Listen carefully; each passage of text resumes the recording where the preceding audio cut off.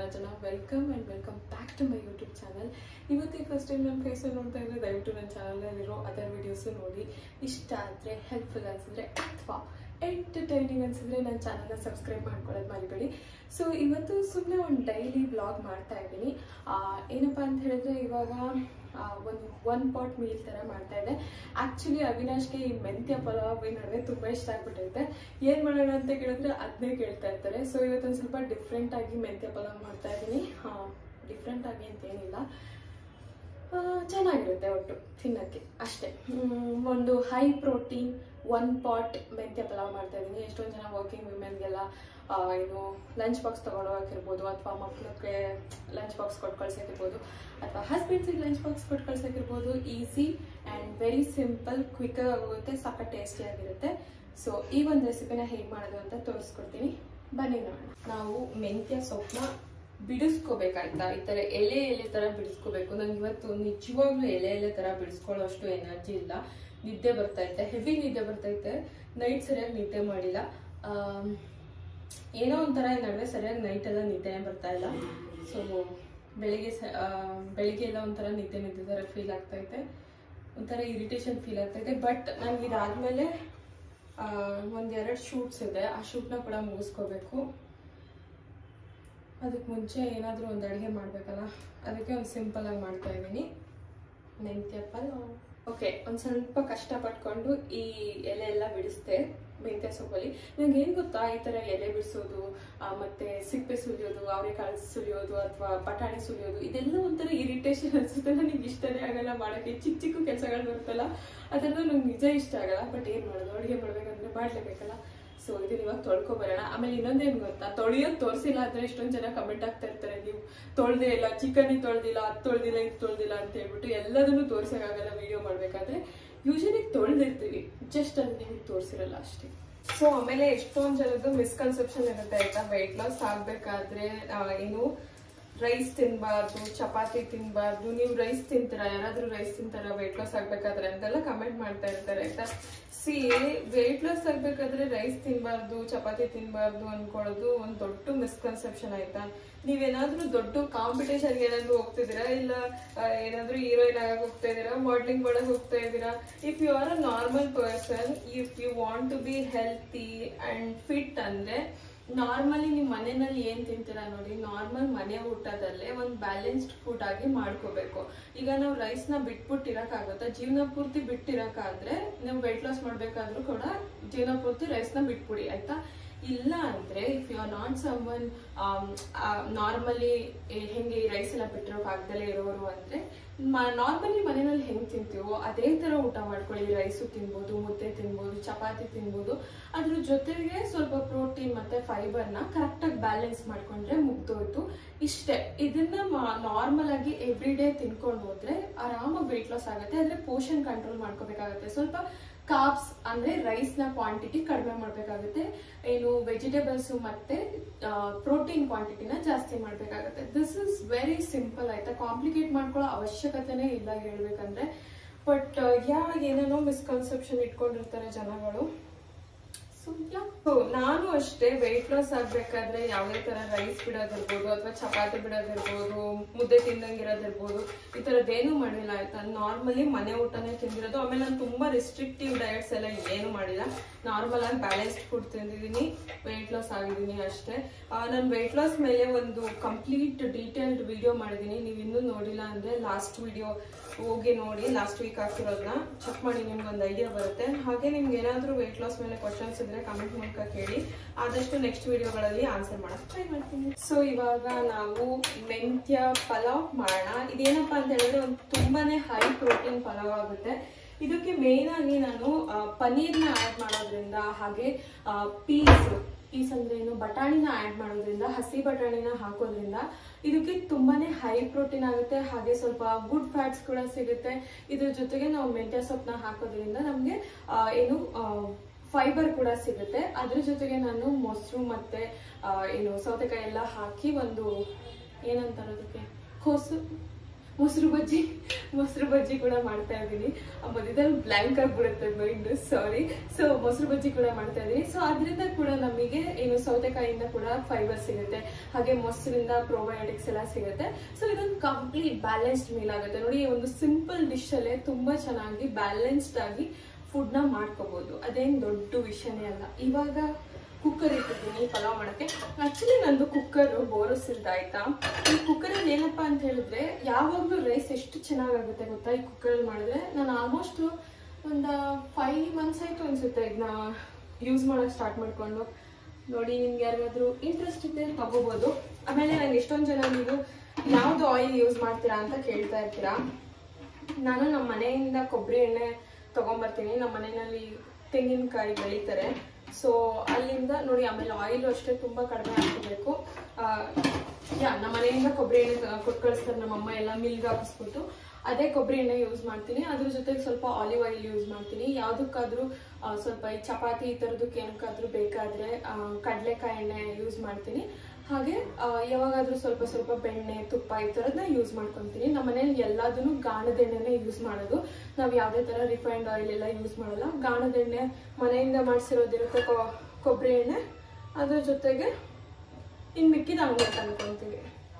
So ಇವಾಗ ನಾನು ಎಣ್ಣೆ ಹಾಕಿದ್ದೀನಿ. ಇದಕ್ಕೊಂಚೂರು ಪಲಾವ್ ಎಲೆ ಆಮೇಲೆ ಮಸಾಲಾಗಳನ್ನ ಹಾಕೊಂತಾ ಇದ್ದೀನಿ. ಏಲಕ್ಕಿ, ಲವಂಗ, ಚಕ್ಕೆ ಈ ತರದ್ ಸ್ವಲ್ಪ ಸ್ವಲ್ಪ ಹಾಕೊಂಡ್ರೆ ಆಯ್ತು.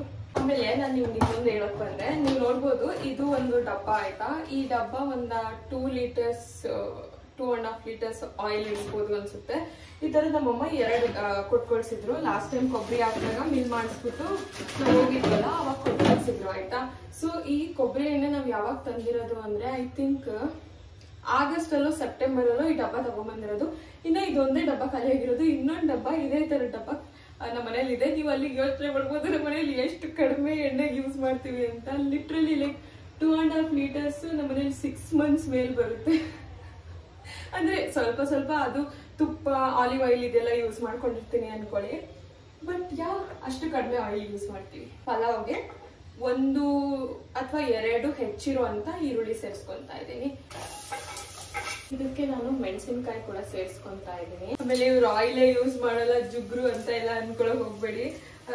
ಏನ್ ಗೊತ್ತಾ, ನಾವು ಆಯಿಲ್ ನ ಅಡ್ಗೆಗೆ ಆದಷ್ಟು ಕಡಿಮೆ ಬಳಸೋದು ಒಳ್ಳೇದು. ನಮ್ ಬಾಡಿಗೆ ಫ್ಯಾಟ್ ಅವಶ್ಯಕತೆ ತುಂಬಾ ಇದೆ, ಹೆಲ್ತಿ ಫ್ಯಾಟ್ಸ್ ಆಯ್ತಾ. ಬಟ್ ಹೆಲ್ತಿ ಫ್ಯಾಟ್ಸ್ ನ ನಾವು ಅದರ್ ಸೋರ್ಸ್ ಇಂದ ಕೂಡ ತಗೋಬಹುದು. ಎಣ್ಣೆಯಿಂದ ತಗೋಬೇಕು ಅಂತ ಏನಿಲ್ಲ. ಲೈಕ್ ಆವಕಾಡೋ ಇರ್ಬೋದು ಅಥವಾ ಡ್ರೈ ಫ್ರೂಟ್ಸ್ ಇರ್ಬೋದು, ನಟ್ಸ್ ಈ ತರದ್ರಿಂದಲೂ ತಗೋಬಹುದು. ಇನ್ನು ಎಷ್ಟೊಂದು ಅದರ್ ಸೋರ್ಸ್ ಆಫ್ ಫ್ಯಾಟ್ಸ್ ಬರುತ್ತೆ. ನಾವು ಆಯಿಲ್ ಇಂದಾನೆ ತಗೋಬೇಕು ಅಂತ ಏನು ಅವಶ್ಯಕತೆ ಇಲ್ಲ ಹೇಳ್ಬೇಕಂದ್ರೆ. ಅಂಡ್ ಒನ್ ಮೋರ್ ಥಿಂಗ್ ಏನಪ್ಪಾ ಅಂತ ಹೇಳಿದ್ರೆ, ನೀವೆಲ್ಲಾನು ಹೆಲ್ತಿಯಾಗಿ ತಿಂತಿರ್ತೀರಾ, ಎಲ್ಲಾನು ಕರೆಕ್ಟ್ ಆಗಿ ಮಾಡ್ತಾ ಇರ್ತೀರಾ. ಬಟ್ ಕೆಲವೊಬ್ರು ಆಯಿಲ್ ತುಂಬಾ ಜಾಸ್ತಿ ಯೂಸ್ ಮಾಡ್ತಾ ಇರ್ತಾರೆ ಅಡ್ಗೆಗೆ.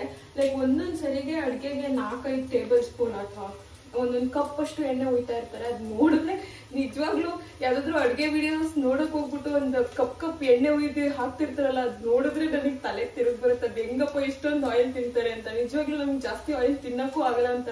ಒಂಥರ ಹಿಂಸೆ ಅನ್ಸುತ್ತೆ ನಮ್ಗೆ ಹೇಳ್ಬೇಕಂದ್ರೆ.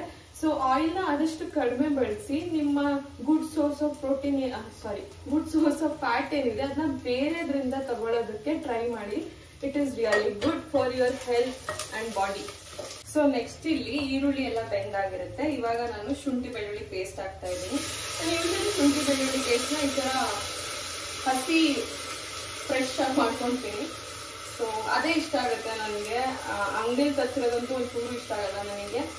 ಮೇ ಬಿ ಯಾವಾಗಾದ್ರೂ ಟೈಮ್ ಇಲ್ದಲೆ ಇದ್ದಾಗ ಯೂಸ್ ಮಾಡ್ಬೋದು. ಅದರ್ವೈಸ್ ನಾನು ಇದನ್ನೇ ಪ್ರಿಫರ್ ಮಾಡ್ತೀನಿ. ಇವಾಗ ಶುಂಠಿ ಬೆಳ್ಳುಳ್ಳಿ ಪೇಸ್ಟ್ ಬೆಂದಿದೆ. ನಾನು ಒಂದು 2 ಸಣ್ಣಗೆ ಹೆಚ್ಚಿರೋ ಟೊಮೊಟೊ ಹಾಕೊಂತಾ ಇದ್ದೀನಿ. ಇದಕ್ಕೆ ಸ್ವಲ್ಪ ರುಚಿಗೆ ತಕ್ಕಷ್ಟು ಉಪ್ಪನ್ನ ಹಾಕೊಳ್ಳೋಣ. ಇಲ್ಲಿ ನಾನು 1 ಕಟ್ಟಷ್ಟು ಮೆಂತ್ಯ ಸೊಪ್ಪು ಹಾಕೊಂತಾ ಇದ್ದೀನಿ. ಎಲೆ ಮಾತ್ರ 1 ಕಟ್ಟಲ್ಲಿ ಎಲೆ ಮಾತ್ರ ನಾನು ಮೆಂತ್ಯ ಸೊಪ್ಪು ಸೇರಿಸ್ಕೊಂತಾ ಇದ್ದೀನಿ. ಈಗ ಮೆಂತ್ಯ ಸೊಪ್ಪು ಚೆನ್ನಾಗಿ ಬಾಡ್ಬೇಕಾಯ್ತಾ, ಅಂದ್ರೆ ಚೆನ್ನಾಗಿ ಏನಂತಾರೆ ಇದಕ್ಕೆ ನೆನಪೇ ಆಗ್ತಲ್ಲ, ಚೆನ್ನಾಗಿ ಉರಿಬೇಕು. ಮೆಂತ್ಯ ಸೊಪ್ಪೆಲ್ಲ ಫುಲ್ಲು ಚೆನ್ನಾಗಿ ಬೆಂದೋಗಂಗೆ. ಇವಾಗ ಚೆನ್ನಾಗಿ ಹುರಿದಾದ್ಮೇಲೆ ನೀವು ನೆಕ್ಸ್ಟ್ ಮಾಡ್ಕೋಬೇಕು. ಇಲ್ಲಾಂದ್ರೆ ಮೆಂತ್ಯ ಸೊಪ್ಪು ಚೆನ್ನಾಗಿ ಉರಿಲಿಲ್ಲ ಅಂದ್ರೆ ಒಂಥರ ಕೈ ಬರುತ್ತೆ. ಚೆನ್ನಾಗಲ್ಲ. ಅದಕ್ಕೆ ಮೆಂತ್ಯ ಸೊಪ್ಪನ್ನು ಚೆನ್ನಾಗಿ ಹುರ್ಕೊಳ್ಳಿ. ಸೊ ಇದಕ್ಕೆ ನಾನು 1 ಕಪ್ ಅಷ್ಟು ಬಿಡಿಸಿರೋ ಅಂತ ಹಸಿ ಬಟಾಣಿ ಸೇರಿಸ್ತಾ ಇದ್ದೀನಿ. ಏನ್ ಗೊತ್ತಾ, ಯೂಶಲಿ ಜನಗಳು ಬಟಾಣಿ ಹಾಕ್ಬೇಕು ಅಂತ ಹೇಳ್ಬಿಟ್ಟು ಒಂದ್ ಸ್ವಲ್ಪ ಹಾಕ್ತಾರೆ ಆಯ್ತಾ. ಬಟಾಣಿನ ಸ್ವಲ್ಪ ಹಾಕೋದಕ್ಕಿಂತ ಈ ತರ ಜಾಸ್ತಿ ಸೇರಿಸೋದ್ರಿಂದ ಬಟಾಣಿಯಿಂದ ಕೂಡ ನಮಗೆ, ಈಗ ವೆಜಿಟೇರಿಯನ್ಸ್ ಎಲ್ಲ ಇರ್ತಾರಲ್ಲ, ಯೂಶಲಿ ವೆಜಿಟೇರಿಯನ್ಸ್ ಗಳಿಗೆ ಬಟಾಣಿಯಿಂದ ಕೂಡ ನಿಮ್ಗೆ ಪ್ರೋಟೀನ್ ಸಿಕ್ದಂಗೆ ಆಗುತ್ತೆ. ಸೊ ಹಾಗಾಗಿ ಸ್ವಲ್ಪ ಬಟಾಣಿ ಜಾಸ್ತಿ ಯೂಸ್ ಮಾಡಿ. ನಾನಿಲ್ಲಿ 1 ಕಪ್ ಸೇರಿಸ್ತಾ ಇದ್ದೀನಿ ಬಟಾಣಿನ. ಸೊ ನಾನಿಲ್ಲಿ ನೆಕ್ಸ್ಟ್ ಪನ್ನೀರ್ ಕೂಡ ಒಂದು ಸೋರ್ಸ್ ಆಫ್ ಪ್ರೋಟೀನ್ ವೆಜಿಟೇರಿಯನ್ಸ್ಗೆ. ಪನ್ನೀರ್ನ ಕೂಡ ನೀವು ನಿಮ್ಮ ಡೈಲಿ ಅಡ್ಗೆನಲ್ಲಿ ಯೂಸ್ ಮಾಡ್ಕೋಬಹುದು. ನಾನು ಏನಪ್ಪಾ ಅಂತ ಹೇಳಿದ್ರೆ ಸ್ವಲ್ಪ ಸಿಂಪಲ್ ಮೀಲ್ಸ್ ನ ತೋರ್ಸೋದಕ್ಕೆ ಟ್ರೈ ಮಾಡ್ತಾ ಇದ್ದೀನಿ, ಆದಷ್ಟು ಎಷ್ಟೊಂದ್ ಜನಕ್ಕೆ ಹೆಲ್ಪ್ ಆಗಲಿ ಅಂತ ಹೇಳ್ಬಿಟ್ಟು. ಎಷ್ಟೊಂದ್ ಜನಕ್ಕೆ ನನಗಿನ್ನ ಬೇರೆ ತರ ಮೀಲ್ಸ್ ನ ಮಾಡೋದಕ್ಕೆ ತುಂಬಾ ಇಷ್ಟ ಆಗುತ್ತೆ. ಬಟ್ ಏನಪ್ಪಾ ಅಂತ ಹೇಳಿದ್ರೆ ನೀವೆಲ್ಲ ಸಿಂಪಲ್ ಮೀಲ್ಸ್ ತೋರಿಸಿ ಅಂತ ಹೇಳ್ತಿರಲ್ಲ, ಎಷ್ಟೊಂದ್ ಜನ ಬಿಗಿನರ್ಸ್ ಎಲ್ಲ ಇರ್ತಾರೆ, ಎಸ್ಪೆಷಲಿ ಬ್ಯಾಚುಲರ್ಸ್ ಗಳು. ನನ್ಗೆ ಎಷ್ಟು ಜನ ಕೇಳೋದು ಗೊತ್ತಾ, ಅಕ್ಕ ಸಿಂಪಲ್ ಮೀಲ್ಸ್ ತೋರಿಸಿ ನಮ್ಗೆ ಈಸಿ ಆಗಂಗೆ ಅಂತ. ಅಂಡ್ ಎಷ್ಟೊಂದ್ ಜನ ವರ್ಕಿಂಗ್ ವಿಮೆನ್ಸ್ ಎಲ್ಲ ಕೇಳ್ತಾ ಇರ್ತಾರಲ್ಲ, ಅದಕ್ಕೆ ಸ್ವಲ್ಪ ನಿಮ್ಗೆಲ್ಲ ಅಕ್ಸೆಸಬಲ್ ಆಗಿರ್ಲಿ ಅಂತೇಳಿ ಆದಷ್ಟು ಸಿಂಪಲ್ ಮೀಲ್ಸ್ ಗಳನ್ನ ತೋರ್ಸೋದಕ್ಕೆ ಟ್ರೈ ಮಾಡ್ತಾ ಇದ್ದೀನಿ. ಯಾವಾಗಾದ್ರೂ ಕುಕ್ ಮಾಡಿದಾಗೆಲ್ಲ ಆದಷ್ಟು ನಾನು ರೆಕಾರ್ಡ್ ಮಾಡಕ್ ಟ್ರೈ ಮಾಡ್ತಾ ಇದ್ದೀನಿ. ಸೊ ನೋಡಿ, ಇದು ವೆಜಿಟೇರಿಯನ್ಸ್ಗೆ ಒಳ್ಳೆ ಸೋರ್ಸ್ ಆಫ್ ಪ್ರೋಟೀನ್ ಆಯ್ತಾ ಪನ್ನೀರು. ನಾನು ಇಲ್ಲಿ ನಂದಿನಿ ಪನ್ನೀರ್ ಯೂಸ್ ಮಾಡ್ತಾ ಇದ್ದೀನಿ. ಸೊ ಇವಾಗ ನಾನು ಒಂದು 200 ಗ್ರಾಮ್ ಅಷ್ಟು ಪನ್ನೀರ್ನ ಹಾಕೊಂತಾ ಇದ್ದೀನಿ. 100 ರೂಪೀಸ್ ಬರುತ್ತಲ್ಲ ನಂದಿನಿಗೆ, ಅದನ್ನ. ಸೊ ನೆಕ್ಸ್ಟ್ ನಾನಿಲ್ಲಿ ಇದಕ್ಕೆ ನೀವು ಏನು ಹಾಕ್ದಂಗೆ ಹಂಗೇನು ಮಾಡ್ಬೋದಾಯ್ತಾ. ಬಟ್ ಇದೊಂದು ಶಾಹಿ ಬಿರಿಯಾನಿ ಮಸಾಲ ಅಂತ ಹೇಳಿ ಬರುತ್ತೆ. ಇದನ್ನ ಇದಕ್ಕೆ ಹಾಕೋದ್ರಿಂದ ತುಂಬಾ ಚೆನ್ನಾಗಿ ಫ್ಲೇವರ್ ಕೊಡುತ್ತೆ. ಸೊ ಅದಕ್ಕೋಸ್ಕರ ನಾನು ಈ ಶಾಹಿ ಬಿರಿಯಾನಿ ಮಸಾಲ ಯೂಸ್ ಮಾಡ್ತಾ ಇದ್ದೀನಿ. ನೀವು ನಾರ್ಮಲ್ ಬಿರಿಯಾನಿ ಮಸಾಲ ಯೂಸ್ ಮಾಡ್ಕೋಬಹುದು, ಪಲಾವ್ ಮಸಾಲ ಯೂಸ್ ಮಾಡ್ಕೋಬಹುದು, ಅಥವಾ ಏನು ಇಲ್ಲ ಅಂದ್ರೆ ಹಂಗೆ ಕೂಡ ಮಾಡ್ಕೋಬಹುದು. ಬಟ್ ಇದೊಂಥರ ಡಿಫ್ರೆಂಟ್ ಆಗಿ ಚೆನ್ನಾಗಿ ಫ್ಲೇವರ್ ಕೊಡುತ್ತೆ ಅಂತ ಹೇಳ್ಬಿಟ್ಟು ನಾನು ಇದನ್ನ ಯೂಸ್ ಮಾಡ್ತಾ ಇದ್ದೀನಿ. ಸ್ವಲ್ಪ ಅಷ್ಟೇ, ಜಾಸ್ತಿ ಏನು ಹಾಕ್ಬೇಕಾಗಿಲ್ಲ. ಇದಕ್ಕೆ ನಾನು ನೆನ್ಸಿಟ್ಟಿರುವಂತ ಅಕ್ಕಿ ಸೇರಿಸ್ಕೊಂತಾ ಇದ್ದೀನಿ. ಸೊ ನೆಕ್ಸ್ಟ್ ನಾನಿಲ್ಲಿ ನೀರೇನ್ ಹಾಕ್ತೀರಾ ನೋಡಿ ನಾರ್ಮಲ್ ಆಗಿ ಪಲಾವ್ಗೆಲ್ಲ, ಅದೇ ತರ ನಾನಿಲ್ಲಿ ಕೋಕೋನಟ್ ಮಿಲ್ಕ್ ನ ಯೂಸ್ ಮಾಡ್ತಾ ಇದ್ದೀನಿ ನೀರ್ ಬದಲು ಆಯ್ತಾ. ಇದ್ರ ಫ್ಲೇವರ್ ಎಷ್ಟು ಚೆನ್ನಾಗಿ ಬರುತ್ತೆ ಅಂದ್ರೆ ಇದೊಂಥರ ಸೀಕ್ರೆಟ್ ಇಂಗ್ರೀಡಿಯೆಂಟ್ ಅಂತಾನೆ ಹೇಳ್ಬೋದು. ಕೋಕೋನಟ್ ಮಿಲ್ಕ್ ಹಾಕ್ತಿದಂಗೆ ಒಂಥರ ಫ್ಲೇವರ್ ತುಂಬಾನೇ ಡಿಫ್ರೆಂಟ್ ಆಗೋಗ್ಬಿಡುತ್ತೆ, ಸಖತ್ ಟೇಸ್ಟಿ ಆಗಿ ಬರುತ್ತೆ. ಒಂದ್ಸರಿ ಮನೆಯಲ್ಲಿ ನೀವು ಟ್ರೈ ಮಾಡಿ, ಕೋಕೋನಟ್ ಮಿಲ್ಕ್ ಯೂಸ್ ಮಾಡಿ ಆಯ್ತಾ. ಮನೆಯಲ್ಲೇ ಕೋಕೋನಟ್ ಮಿಲ್ಕ್ ಮಾಡ್ಕೋಬಹುದು. ನಾನು ಆಲ್ರೆಡಿ ರೆಸಿಪಿ ನಾನು ತೋರಿಸಿದ್ದೀನಿ. ಬಟ್ ಇವತ್ತು ನಾನು ಹೇಳಿದಲ್ಲ, ನಂಗೊಂಥರ ನಿದ್ದೆ ಬರ್ತಾ ಇದೆ, ಎನರ್ಜಿ ಇಲ್ಲ, ಇರಿಟೇಷನ್ ಫೀಲ್ ಆಗ್ತಾ ಇದೆ ಅಂತ, ಅದಕ್ಕೆ ನಾನು ಅಂಗಡಿನಲ್ಲಿ ತಂದ್ಕೊಂಡಿದ್ದೀನಿ. ಸೊ ದಿಸ್ ಇಸ್ ಒಂಥರ best ingredient to get that flavour into dish ಅಂತ ಹೇಳ್ಬೋದು. ಸೊ ಇವಾಗ ನಾನು ಕೋಕೋನಟ್ ಮಿಲ್ಕ್ನ ಆ್ಯಡ್ ಮಾಡ್ತಾ ಇದ್ದೀನಿ. ಕೋಕೋನಟ್ ಮಿಲ್ಕ್ನ ಯಾವಾಗ್ಲೂ ಅನ್ಸ್ವೀಟೆಂಡ್ ಕೋಕೋನಟ್ ಮಿಲ್ಕ್ನ ತಗೊಳ್ಳಿ, ಸ್ವೀಟ್ ಅಂಡ್ ತಗೊಳಕ್ ಹೋಗ್ಬೇಡಿ, ಚೆನ್ನಾಗಿರಲ್ಲ. ಅಂದ್ರೆ ಸುಮ್ಮನೆ ಕ್ಯಾಲರೀಸ್ ಜಾಸ್ತಿ ಆಗುತ್ತೆ. ನೀವು ಹೆಂಗೆ ಈಗ 1 ಕೆರೆಟಷ್ಟು ನೀರು ಇರ್ತೀರ ನೋಡಿ, ಅದೇ ತರನೇ ಕೋಕೋನಟ್ ಮಿಲ್ಕ್ ಹಾಕಿ, ಕೋಕೋನಟ್ ಮಿಲ್ಕ್ ಒಂದ್ ಸ್ವಲ್ಪ ಕಡಿಮೆ ಬಂದ್ರೆ ಇನ್ನೊಂದು ಸ್ವಲ್ಪ ನೀರು ಸೇರಿಸಿ ಹಾಕಿ. ಅಡುಗೆ ಅಂದ್ರೆ ಏನ್ ಗೊತ್ತಾ, ಮಿಕ್ಸ್ ಅಂಡ್ ಮ್ಯಾಚ್ ಮಾಡೋದಷ್ಟೇ. ನಾನು ಹಂಗೆ ಮಾಡೋದು. ನಾನು ಏನೇ ರೆಸಿಪೀಸ್ ಕ್ರಿಯೇಟ್ ಮಾಡಿದ್ರು ಒಂದಕ್ಕೆ ಇನ್ನೊಂದನ್ನ ಸೇರಿಸಿ ಯಾವ ತರ ಬರುತ್ತೆ, ಹೆಂಗ್ ಬರುತ್ತೆ ಅಂತ ನೋಡ್ಕೊಂಡು ಕ್ರಿಯೇಟ್ ಮಾಡೋದಷ್ಟೇ. ಅದೇನು ದೊಡ್ಡದೇನಲ್ಲ, ಒಂದು ಅಭ್ಯಾಸ ಆಗೋವರೆಗೂ ಅಷ್ಟೇ. ಸೊ ಇವಾಗ ಕುಕ್ಕರ್ ಮುಚ್ಚಳ ಬೇಕಾದ್ರೆ ನೀವು ಸ್ವಲ್ಪ ಕೊತ್ತಂಬರಿ ಸೊಪ್ಪು ಹಾಕೋಬಹುದು, ಏನು ಅವಶ್ಯಕತೆ ಇಲ್ಲ, ಆಲ್ರೆಡಿ ಮೆಂತ್ಯ ಸೊಪ್ಪಿದೆ. ಸೊ ಇವಾಗ ನೀವು ನೋಡ್ಬೋದು ಎಷ್ಟು ಚೆನ್ನಾಗಾಗಿದೆ ಮೆಂತ್ಯ ಪಲಾವ್, ಪನ್ನೀರ್ ಮೆಂತ್ಯ ಬಾತ್, ವಾಟ್ ಎವರ್ ಯು ಕಾಲ್, ನೀವು ಇಷ್ಟ ಬಂದಿದ್ದು ಕರ್ಕೋಬೋದು, ಬಟ್ ಚೆನ್ನಾಗಿರುತ್ತೆ. ಇದ್ರ ಜೊತೆಗೆ ನಾನು ಮೊಸರು ಬಜ್ಜಿ ಕೂಡ ಸೇರಿಸ್ತಾ ಇದ್ದೀನಿ. ಸೊ ಒಂದು ಕಂಪ್ಲೀಟ್ ಮೀಲ್ ಆಗೋಗುತ್ತೆ. ಸೊ ಗೈಸ್, ನಾನು ಸವಾನಾಯಿಂದ ಒಂದಷ್ಟು ಬ್ಯಾಗ್ಗಳನ್ನ ತರಿಸಿದ್ದೆ ಆಯಿತಾ. ನಿಮಗೆ ತೋರಿಸೋಣ ಅಂದ್ಕೊಂಡೆ. ಎಷ್ಟೊಂದು ಜನ ಕೇಳ್ತಾ ಇರ್ತೀರ, ನಾನು ಯಾವುದಾದ್ರೂ ಬಟ್ಟೆ ಹಾಕೊಂಡ್ರೆ ಬ್ಯಾಗ್ಗಳ ಹಾಕೊಂಡ್ರೆ ಕೇಳ್ತಾನೆ ಇರ್ತೀರ. ಸೊ ಇದೆಲ್ಲದೂ ತುಂಬಾ ಅಫೋರ್ಡಬಲ್ ಆಗಿದೆ. ನಾನು ತರಿಸ್ಕೊಂಡಾಗ ಒಂದು 500 ರೂಪಾಯಿ 600 ರೂಪಾಯಿ ಆ ಥರದಲ್ಲೇ ತರಿಸ್ಕೊಂಡಿರೋದು, ಎಸ್ಪೆಷಲಿ ಸೇಲಲ್ಲಿ ತರಿಸ್ಕೊಂಡಿದ್ದೆ. ಆಲ್ಮೋಸ್ಟ್ ತೊಗೊಂಡಾಗಲೇ 1 ತಿಂಗಳು ಮೇಲೆ ಆಗೋಗಿದೆ ಅನಿಸುತ್ತೆ. ನಾನು ಇನ್ನೂ ಯೂಸು ಮಾಡಿಲ್ಲ, ಎಲ್ಲ ಒಂದು ಬಾಕ್ಸಲ್ಲಿ ಹಾಕಿ ಇಟ್ಟಿದ್ದೆ. ಸೊ ಐ ಥಾಟ್ ನಿಮಗೂ ಬಂದು ತೋರಿಸೋಣ, ಮೋಸ್ಟ್ಲಿ ನಿಮ್ಗೆ ಏನಾದರೂ ಇಂಟ್ರೆಸ್ಟ್ ಇದೆ ತಗೋಬೋದು ಅಂತ ಅಂದ್ಕೊಂಡೆ. ಅದಕ್ಕೋಸ್ಕರ ತೋರ್ಸಕ್ಕೆ ಬಂದೆ. ಕ್ವಾಲಿಟಿ ಸಖತ್ತಾಗಿರುತ್ತಾ, ಅಷ್ಟೊಂದು ಬೆಸ್ಟ್ ಕ್ವಾಲಿಟಿ ಅಂತ ನಾನು ಹೇಳಲ್ಲ, but definitely okay quality. And ನೋಡೋಕ್ಕಂತೂ ತುಂಬಾ ಸ್ಟೈಲಿಶ್ ಆಗಿ ಚೆನ್ನಾಗಿರುತ್ತೆ. ತುಂಬ ದಿನಗಳ ಕಾಲ ಡೆಫಿನೆಟಾಗಿ ಬಾಳಿಕೆ ಬರುತ್ತೆ. ನಿಮ್ಗೆ ಇಂಟ್ರೆಸ್ಟ್ ಇದೆ ತಗೋಬೋದು. ಓಕೆ ಗಾಯ್ಸ್, ಫಸ್ಟ್ ಬ್ಯಾಗ್ ನೀವು ನೋಡ್ಬೋದು, ಈ ಬ್ಲ್ಯಾಕ್ ಕಲರ್ ಬ್ಯಾಗ್ ಆಯ್ತಾ. ಸೈಡ್ ಬ್ಯಾಗು ಈ ಥರ ಇಷ್ಟೇ ಉದ್ದ ಬರೋದು, ತುಂಬ ಜಾಸ್ತಿ ಏನಿಲ್ಲ, ಎಲ್ಲವೂ ಹೆಚ್ಚು ಕಡಿಮೆ ಇದೇ ಥರ ಬ್ಯಾಗ್ಗಳೇ. ಸ್ವಲ್ಪ ಡಿಫ್ರೆಂಟ್ ಡಿಸೈನ್ಸ್ ಆ್ಯಂಡ್ ಪ್ಯಾಟ್ರನ್ ಇದೆ ಅಷ್ಟೇ. ನನಗೆ ಇವಾಗ ಒಂಥರ ಈ ಥರ ಚಿಕ್ಕ ಸೈಡ್ ಬ್ಯಾಗ್ಗಳು ತೊಗೊಳೋದು ಒಂಥರ ಇಂಟ್ರೆಸ್ಟ್ ಬಂದ್ಬಿಟ್ಟಿದೆ. ಒಂದೊಂದು ಸರಿ ಒಂದೊಂದು ಥರ ಇಂಟ್ರೆಸ್ಟ್ ಇರುತ್ತಲ್ಲ, ಅದೇ ಥರ ಇವಾಗಿನ ಸೀಸನ್ ಅಥವಾ ಈ ಕಾಲಕ್ಕೆ ಈ ಥರ ಇಂಟ್ರೆಸ್ಟ್ ಬಂದಿದೆ. ಇದು ನೋಡ್ಬೋದು ನೀವು, ಈ ಥರ ಇದೆ ಬ್ಲ್ಯಾಕ್ ಕಲರ್ ಬ್ಯಾಗು. ಇಲ್ಲೊಂದು ಚಿಕ್ಕ ಜಿಪ್ ಇದೆ, ಇದಕ್ಕೊಂದು ಲಾಕ್ ಇದೆ, ಹಾಗೆ ಈ ಥರ ದಾರದ ಥರದ್ದು ಸೈಡ್ ಹ್ಯಾಂಡಲ್ ಇದೆ. ಈ ಥರ ಇದೆ ನೋಡಿ, ಒಂಥರ ಸ್ಟೈಲಿಶಾಗಿ ಚೆನ್ನಾಗಿದೆ. ಸೊ ಇದಾದಮೇಲೆ ಸೆಕೆಂಡ್ ಬ್ಯಾಗ್ ಬಂದ್ಬಿಟ್ಟು ನೋಡ್ಬೋದು, ಈ ಥರ ಇದೆ. ಇದು ಬ್ರೌನ್ ಕಲರ್ ಬ್ಯಾಗು, ಬ್ರೌನ್ ಅಲ್ಲ, ಒಂಥರ ಬ್ರೌನು ಅಲ್ಲ, ಇದು ಬರ್ಗ್ಯಾಂಡಿಗೆ ಸ್ವಲ್ಪ ಡಾರ್ಕ್ ಕಲರ್ ಅನಿಸ್ಬೋದು. ಎಲ್ಲ ಮ್ಯಾಟ್ ಫಿನಿಶ್ ಇದೆ. ಈ ಕಲರ್ ನಿಮಗೆ ಕಾಣಿಸ್ತಾ ಇದ್ದೀರಾ, ನೀವು ನೋಡ್ಕೋಬೋದು. ಸೊ ಇದೂ ಅಷ್ಟೇ ತಗೊಂಡು 1 ತಿಂಗಳು ಮೇಲಾಯಿತು ಅನಿಸುತ್ತೆ. ನಾನು ಇನ್ನೂ ಯೂಸ್ ಮಾಡೋಕ್ಕೆ ಸ್ಟಾರ್ಟು ಮಾಡ್ಕೊಂಡಿಲ್ಲ. ಸೊ ಹೀಗಿದೆ ನೋಡಿ, ಸೇಮ್ ಅದೇ ಥರ ಏನು ಹ್ಯಾಂಡಲ್ಸ್ ಬರುತ್ತೆ, ಬಟ್ ಇಲ್ಲಿ ಡಿಸೈನ್ ಮಾತ್ರ ಡಿಫ್ರೆಂಟ್ ಆಗಿದೆ. ಇದಕ್ಕೆ ಯಾವುದೇ ಥರ ಜಿಪ್ ಇಲ್ಲ, ಜಸ್ಟ್ ಹಿಂಗೆ ಲಾಕ್ ಮಾಡೋ ಥರ ಇದೆ. ಏನು ಜೀನ್ಸು ಅಥವಾ ಯಾವುದಾದ್ರೂ ಡ್ರೆಸ್ಗಳ ಮೇಲೆ ಹಾಕೊಳ್ಳೋದಕ್ಕೆ ಎಲ್ಲದಕ್ಕೂ ಚೆನ್ನಾಗಿರುತ್ತೆ ಒಂಥರ. ಆ್ಯಂಡ್ ನೆಕ್ಸ್ಟು ಈ ಬ್ಯಾಗ್ ನೋಡ್ಬೋದು, ಇದು ಹ್ಯಾಂಡಲ್ಲು ಇದ್ರದ್ದು ಸ್ವಲ್ಪ ಉದ್ದ ಇದೆ. ಆ್ಯಂಡ್ ಇಲ್ಲಿ ನೋಡ್ಬೋದು ಡಿಸೈನ್, ಇದು ಕೂಡ ಒಂಥರ ಡಿಫ್ರೆಂಟಾಗಿ ಡಿಸೈನ್ ಚೆನ್ನಾಗಿದೆ. ಅದ್ರ ಜೊತೆಗೆ ಇಲ್ಲಿ ಜಿಪ್ ಬಂದಿದೆ, ನೋಡ್ಬೋದು ಈ ಥರ ಇದೆ. ಇದನ್ನು ಬ್ಯಾಗ್ ತೊಗೊಂಡು ಏನಿಲ್ಲ ಅಂದರೂ ಒಂದು 4-5 ತಿಂಗಳಾಗಿರ್ಬೋದು, ಒಂದಿನೂ ಯೂಸೇ ಮಾಡಿಲ್ಲ ನಾನು. ಬಟ್ ಇದ್ರದ್ದು ಪ್ರೈಸಸ್ಸು ಎಲ್ಲನೂ ಒಂದು 500-600 ರೂಪಾಯಿ ಒಳಗಡೆನೇ ಇರುತ್ತೆ. ಚೆಕ್ ಮಾಡ್ಕೊಳ್ಳಿ, ಡಿಸ್ಕ್ರಿಪ್ಷನಲ್ಲಿ ಹಾಕಿರ್ತೀನಿ ಲಿಂಕ್ ಎಲ್ಲಾನು. ಸೊ ಅದ್ರ ಜೊತೆಗೆ ನೆಕ್ಸ್ಟ್ ಬ್ಯಾಗ್ ನೋಡ್ಬೋದು, ಇದೊಂಥರ ಡಿಫ್ರೆಂಟ್ ಬ್ಯಾಗು. ಇದು ಬಕೆಟ್ ಬ್ಯಾಗ್ ಆಯಿತಾ, ಬಕೆಟ್ ಬ್ಯಾಗ್ ಅಂತ ಕರೀತಾರೆ ಇದಕ್ಕೆ.